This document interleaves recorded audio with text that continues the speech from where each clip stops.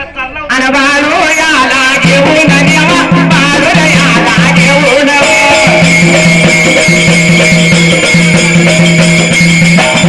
अरे माया पाया अरे बाळ्या देवा माया पाया अरे बाळ्या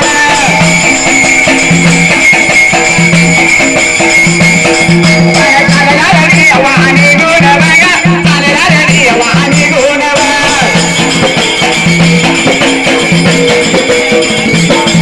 आणि या गेले ना देवा एवढ्या रे हाताई मानावे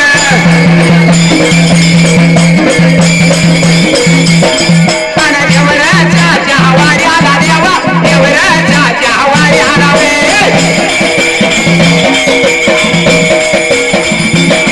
आणि वाड्याला गेला निघून आणि वाड्याला गेला निघून बोलावं याला लागेल सांगावं याला लागेल बोलावं याला लागेल सांगावं याला लागेल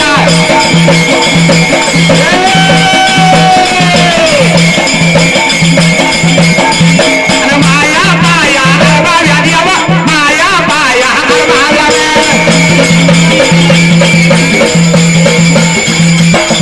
आणि देवराच्याला बोलत बघा देवराच्याला सांगत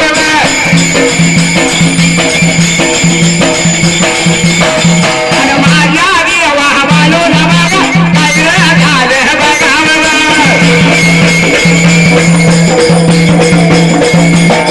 आणि बोला याला लागेल देवा सांगायला याला लागेल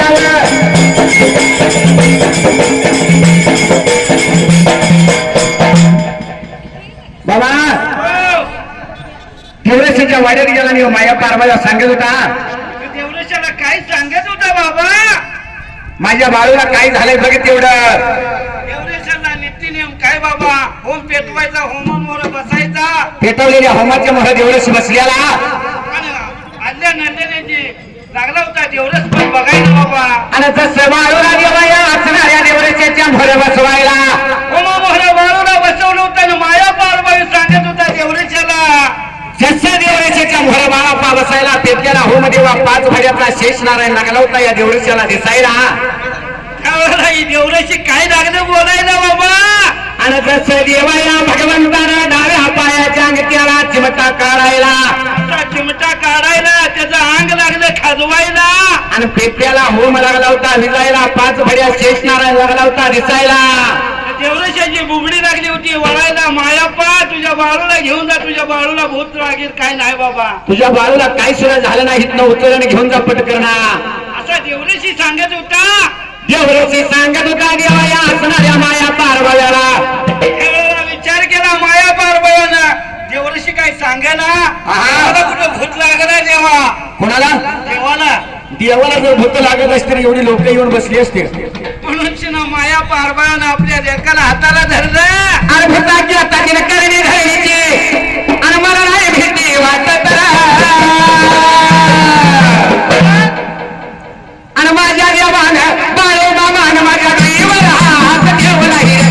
बाळू मामानं माझ्या देवानं माझ्या देवाला हात ठेवलाय.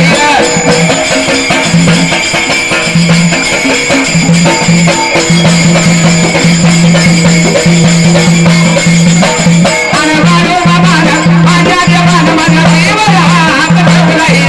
बाळू मामानं माझ्या देवानं माझ्या देवाला हात ठेवलाय.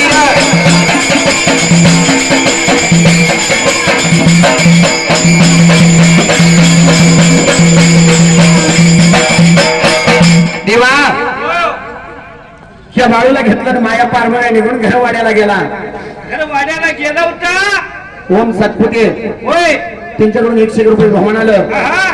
माझ्या भगवंताला 4 हाताने देवा 5 जण वालिकांचा आशीर्वाद लागावा. अरे भगवंता त्यावेळेला सुंदराई घेतली विचारलं आपल्या बाळूला काय झाले.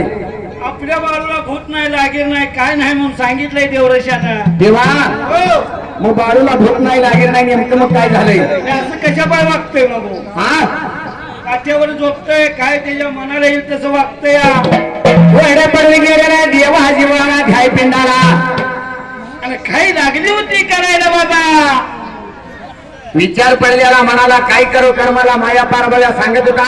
तिने 6 वेळाला जेवण खाणे केलं होतं, बिछाना टाकला होता, बिछाण्यावर गप्पा गोष्टी गुज कथा राज गोष्टी बोलत होती. आणि या असणाऱ्या सुंदर घरतीला सांगत होता या बाळूच्या संसाराला यो बाळू कसा सुधारणार आणि त्याचं लगीन याव कसं होणार बरे का.